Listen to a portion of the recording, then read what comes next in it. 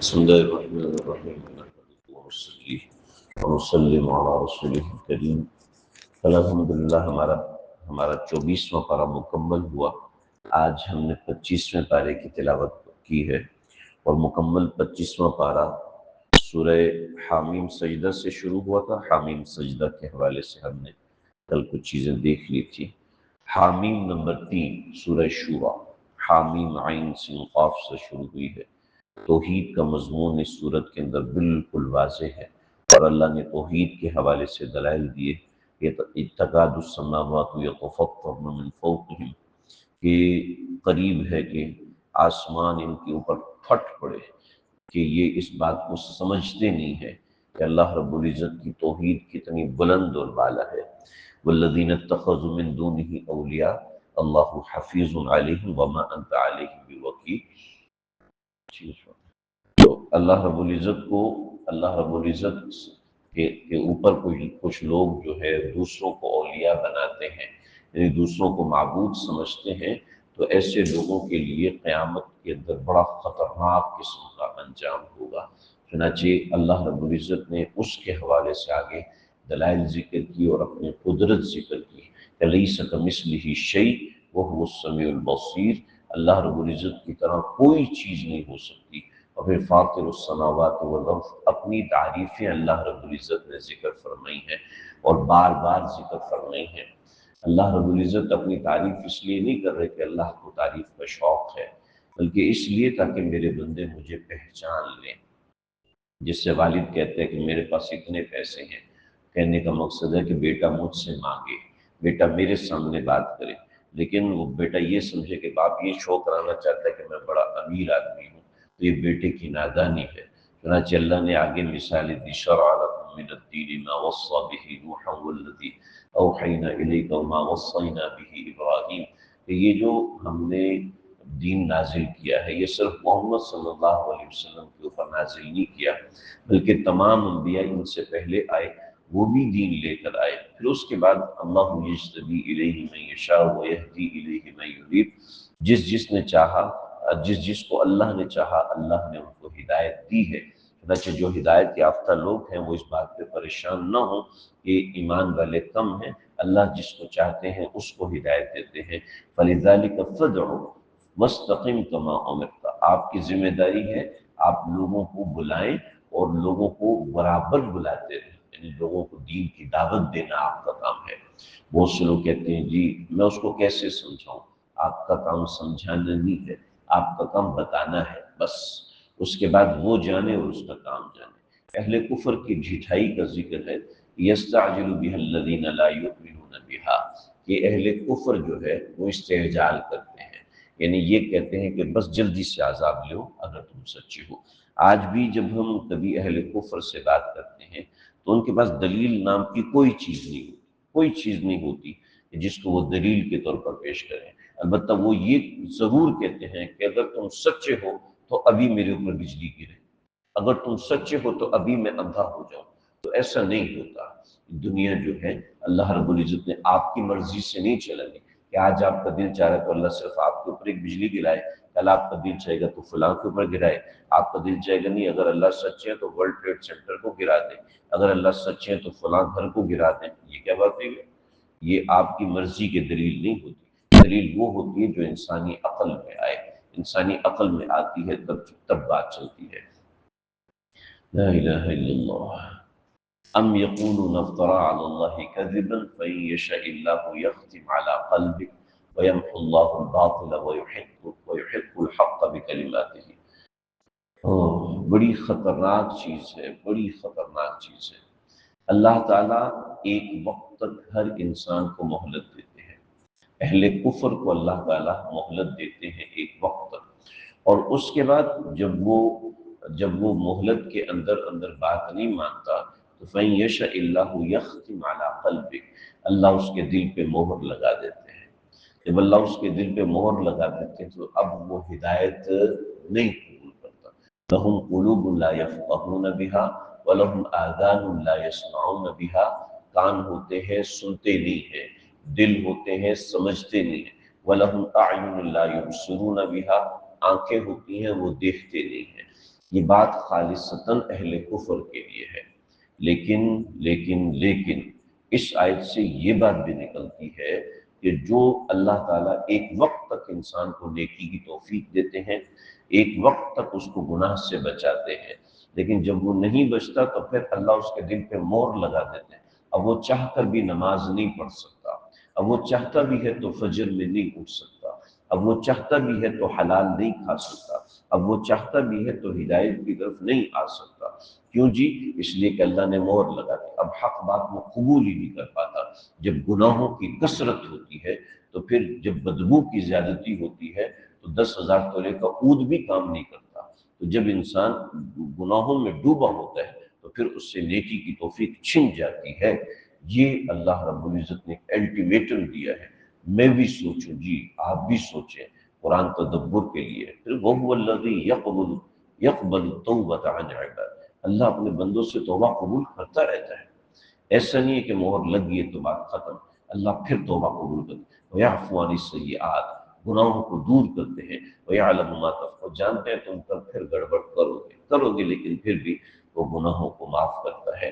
پھر آگے فرمایا کہ بہت دفعہ ایسے ہوتا ہے کہ اہل ایمان کے پاس روزی کی کمی ہوتی ہے، آگے بھی ان باتوں کا ذکر آ رہا ہے تو اللہ نے جواب دیا، وَلَوْ بَسَطَ اللَّهُ الرِّزْقَ لِعِبَادِهِ لَبَغَوْا فِي الْأَرْضِ، اگر اللہ سب لوگوں کو زمین میں وسیع روزی دے دے تو سب لوگ زمین کے اندر شرارت کرنے لگے۔ وَلَكِنْ يُنَزِّلُ بِقَدْرٍ مَا يَشَاءُ، اللہ اپنی مرضی سے اتارتے ہیں، کسی کو تھوڑا دیتے ہیں، کسی کو زیادہ دیتے ہیں۔ إِنَّهُ بِعِبَادِهِ خَبِيرٌ بَصِيرٌ، اللہ اپنے بندوں کو جانتے ہیں، اس کو زیادہ دیے نا تو یہ سرکشی کرے گا، اس کو کم دینا چاہیے، اس کو زیادہ دینا چاہیے۔ إِنَّهُ بِعِبَادِهِ خَبِيرٌ بَصِيرٌ، اللہ تعالیٰ جانتے ہیں۔ پھر رزق کے اسباب کا ذکر کیا، پھر وَمَا أَصَابَكُم مِّن مُّصِيبَةٍ فَبِمَا كَسَبَتْ أَيْدِيكُمْ وَيَعْفُو عَن كَثِيرٍ، تمہارے اوپر جو بھی مصیبت آتی ہے نا اس کے پیچھے تمہارا کوئی نہ کوئی عمل ہوتا ہے۔ ہم سے کیا کہنا چاہتے ہیں؟ تمہارے اوپر کوئی تکلیف، ہمارے استاد جی فرماتے تھے میرے اوپر جب بھی کوئی مصیبت اور کڑا وقت آیا تو میں نے غور کیا تو مجھے پتہ چلا کہ میں نے کسی سنت کو چھوڑ دیا، نبی علیہ الصلوٰۃ والسلام کے کسی عمل کو میں نے ترک کر دیا تو میرے اوپر کوئی مصیبت داخلی یا خارجی کوئی مصیبت آ گئی۔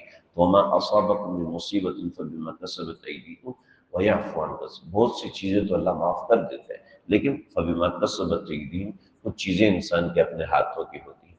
چنانچہ اللہ نے ہمیں سمجھایا کہ استغفار کثرت سے کیا کرو، استغفار کثرت سے کیا کرو۔ جب اللہ مصیبت ڈالتے ہیں وَمَا أَنتُم بِمُعْجِزِينَ فِي الْأَرْضِ، اللہ کو تم عاجز نہیں کر سکتے زمین میں۔ بہرحال پھر آگے اہل ایمان کا تذکرہ اور اہل ایمان کی کچھ نشانیاں ہیں۔ والذین یجتنبون کبائر الاسم، کبیرہ گناہوں سے بچتے ہیں، والفواحش، فحش کاری سے بچتے ہیں، یہ پہلی ہے۔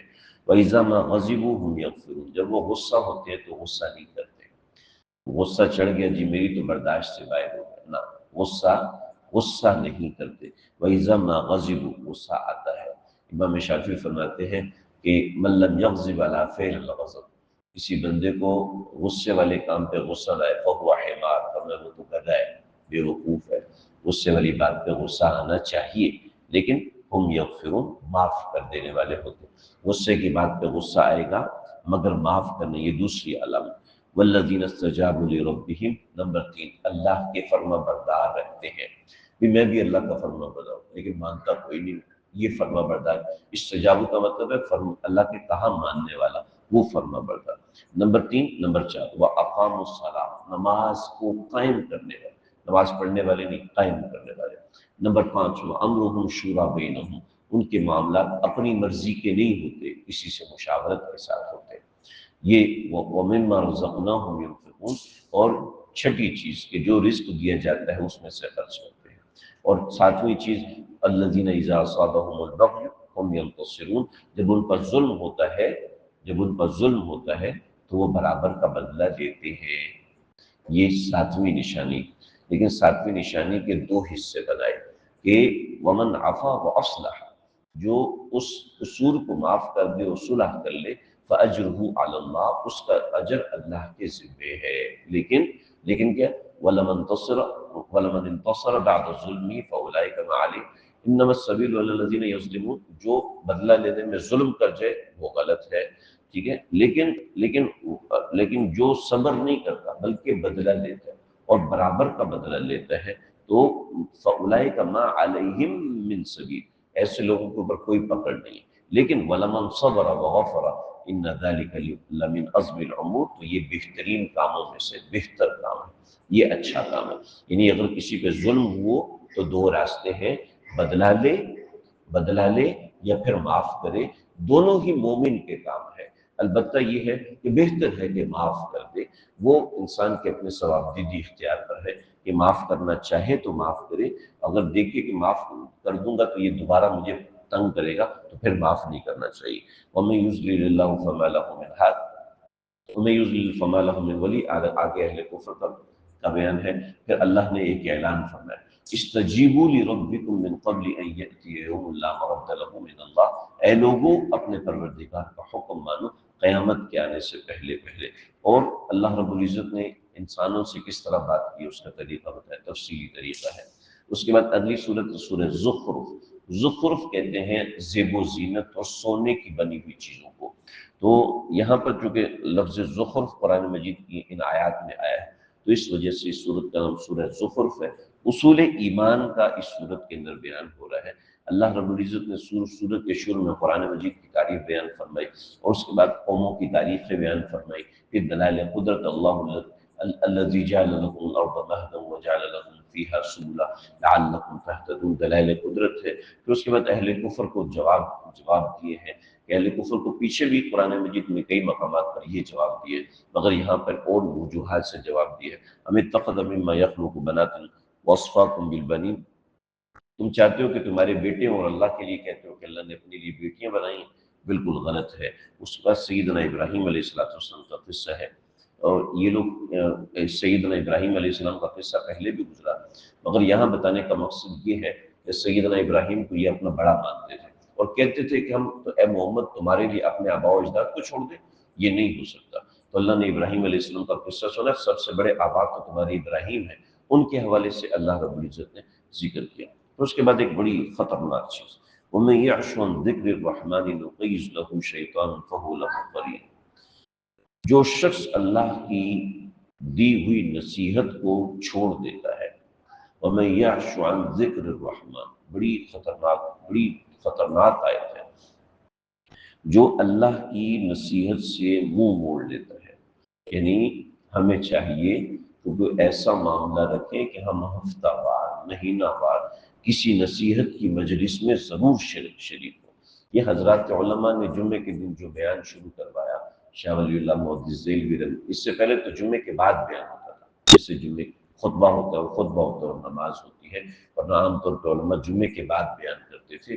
آپ سیرت سید احمد شہید وغیرہ دیکھ لیجئے، لیکن جمعے سے پہلے جو اردو بیان اور عام زبان میں جو بیان اس کی طرف، وہ اسی آیت کی وجہ سے کہ لوگ عام طور پر نصیحت کی بات سننا گوارا نہیں کرتے، گھروں میں رہتے ہیں۔ نقیض لہو شیطان، اللہ اس کا ایک دوست بنا دیتے ہیں شیطان کو، فہو لہو قرین، وہ اس کے ساتھ رہتا ہے، ہر وقت ساتھ رہتا ہے۔ تو جو شخص نصیحت کی باتیں نہیں سنتا تو اس کے ساتھ اس نوعیت کی باتیں ہوتی۔ وَلَقَدْ أَرْسَلْنَا مُوسَىٰ بِآيَاتِنَا إِلَىٰ فِرْعَوْنَ، حضرت موسیٰ کا ذکر ہے۔ پھر اہل کفر کے اعتراض، اہل کفر کا ایک اعتراض تھا، اللہ اور آپ صلی اللہ علیہ وسلم نے فرمایا کہ اللہ تمہیں اور تمہارے معبودوں کو جہنم میں ڈال دیں گے۔ تو یہ لوگ ہنسنے لگے، کہنے لگے کہ عیسائیوں کے معبود تو حضرت عیسیٰ ہے، جب عیسائیوں کا معبود حضرت عیسیٰ ہے تو عیسیٰ کو ہو گیا، آپ کے مطابق تو عیسیٰ کو بھی جہنم میں ڈالیں گے۔ تو یہاں بات اتنی سی ہے کہ جو بندہ سمجھنا نہ چاہے اس کو سمجھایا جا نہیں سکتا۔ یہ نہیں کہ ان کے معبودوں کو ڈالیں گے، انہوں نے ان کو معبود نہیں بنایا تھا بلکہ ان کے بتوں کو معبود بنایا تھا، اور ایسے ہی حضرت عیسیٰ کے بتوں کو معبود بنایا ہوا تھا۔ تو اس کی بات کہ ان ہوا الا عبد انعمنا علیہ، وہ تو حضرت عیسیٰ ہمارے بندے تھے اور ہمارے رسول تھے، ان کے بارے میں یہ بات نہیں ہے۔ تو سمجھنے والوں کے لیے ہے یہ چیز۔ پھر اس کے بعد قیامت کا ذکر ہے، پھر اہل ایمان کا تذکرہ فرمایا اور تفصیل کے ساتھ اللہ رب العزت نے ذکر فرمایا۔ اس کے بعد سورہ دخان حامیم نمبر 5 ہے یہ سورہ دخان، یہ وہی سورت ہے جو جمعے کے دن پڑھنے کی بڑی فضیلت ہے، شب جمعہ میں پڑھنے کی فضیلت ہے۔ جو شب جمعہ کو پڑھتا ہے اللہ ایک جمعے سے دوسرے جمعے اس کے لیے نور عطا فرماتے ہیں، اس کے تمام گناہوں کو معاف فرما دیتے ہیں۔ ذکر قرآن ہے۔ اللہ رب العزت نے قرآن کا ذکر فرمایا کہ انا انزلناہ فی لیلۃ مبارکہ، اس قرآن کو لیلۃ القدر کے اندر نازل کیا ہے۔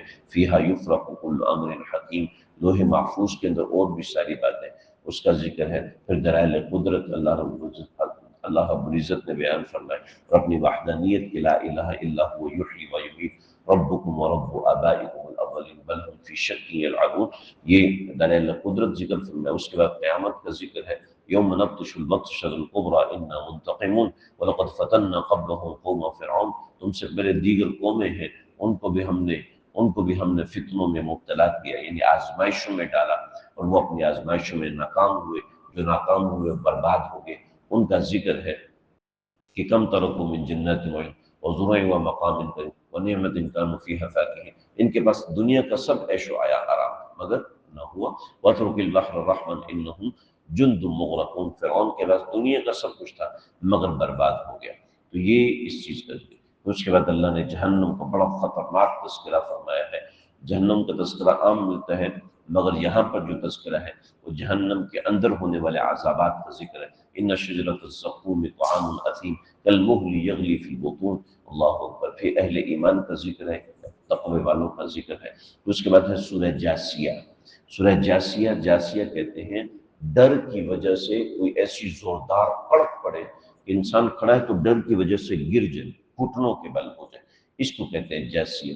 کیونکہ اس میں قیامت کا تفصیلی تذکرہ اللہ رب العزت نے ذکر فرمایا، تو اس وجہ سے سورت کا نام سورہ جاسیہ ہے۔ شروع میں اللہ رب العزت نے دلائل قدرت ذکر کیے، ان فی السماوات والارض لآیات للمؤمنین، ان آیات کے اندر وفی خلقکم وما یبث من دابۃ، یہ جو بھی دابہ زمین میں رہتا ہے اس کے حوالے سے بیان ہے۔ ویل لکل افاک اثیم، جھوٹا نافرمان شخص، اس کے لیے بڑے مسائل ہیں۔ اور پھر اس کے بعد اللہ رب العزت نے دیگر دلائل قدرت اہل ایمان کا تذکرہ بیان فرمایا۔ پھر بنی اسرائیل، وَلَقَدْ آتَيْنَا بَنِي إِسْرَائِيلَ الْكِتَابَ وَالْحُكْمَ وَالنُّبُوَّةَ، اور 300 انبیاء اللہ رب العزت نے بنی اسرائیل میں بھیجے، جو کہ حضرت ابراہیم کی اولاد میں سے تھے، جن کا تذکرہ ملتا ہے۔ رسول بھیجے، انبیاء تو اس کے علاوہ اور بھی بہت زیادہ تھے۔ اس کے بعد اہل کفر کا ذکر ہے، جو لوگ اللہ کا انکار کرتے ہیں۔ ام حسب الذین اجترحوا السیئات ان نجعلهم کالذین آمنوا، جو لوگ گناہ بھی کرتے ہیں اور گناہوں میں مبتلا رہتے ہیں، کیا وہ یہ سمجھتے ہیں کہ ان کے ساتھ ویسا ہی برتاؤ ہوگا جس سے گناہ چھوڑنے والوں کے ساتھ برتاؤ ہوگا؟ ابھی کوئی بیٹھا فلمیں دیکھ رہا ہے اور ایک بیٹھا قرآن مجید پڑھ رہا ہے، تو کیا وہ فلمیں دیکھنے والے کا انجام قرآن مجید پڑھنے والے کے ساتھ ہوگا؟ نہ، ایسا نہیں ہو سکتا۔